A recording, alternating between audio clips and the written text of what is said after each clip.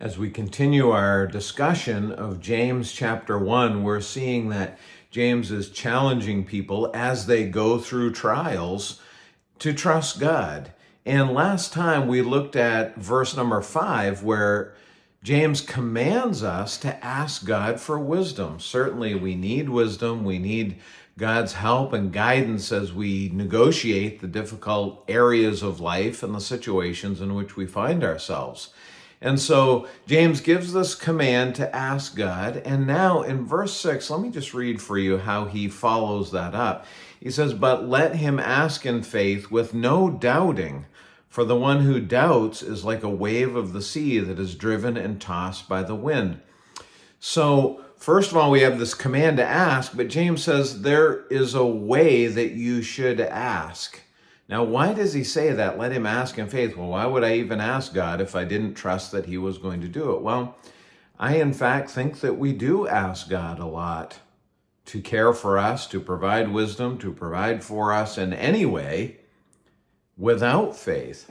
How could we ask God besides asking him by faith? Well, we could ask him just because we know that we're commanded to ask. I don't think he's really going to do it, but I guess I'm going to ask anyway. Or we could ask thinking, I don't know, my request is kind of insignificant. I don't know if God will even do this. Or we could even ask doubting that God has the ability to provide the things that we need. Well, I'm going to ask, but I don't know if God is going to do this. For one thing, he's allowed me to be in this difficult situation anyway, and if he really cared about me, he wouldn't allow that to happen, so why should I think that he would care about me and provide the things that I need in the middle of this trial? The human mind is very convoluted, and we can come up with all kinds of reasons why we don't think God can or wants to care for us in the midst of our difficulty. But James says, ask in faith with no doubting.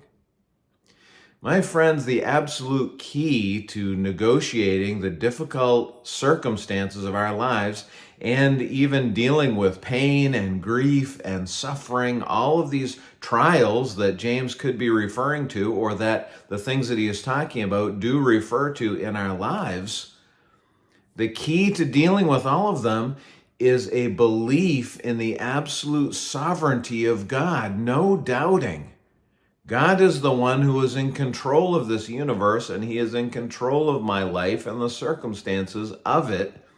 And he only allows me to go through what he desires me to go through, that he might make me the person that he wants me to be. You have to have that belief. You have to have that absolute bedrock faith, or you will question everything. And instead of the difficulties in your life drawing you closer to the Lord, they will drive you further away. James finishes the verse by saying, the one who doubts is like one who is on the waves of the sea, driven and tossed by the wind. Isn't that what life is like without the anchor of our souls, the Lord Jesus Christ? Everything pushes us, everything drives us, everything throws us off and turns everything in our lives upside down. Can I challenge you today as you walk through your life, when you ask God for wisdom, to ask with no doubting, with an absolutely solid trust that God knows what he's doing, that he is sovereign, and that he loves you, his child.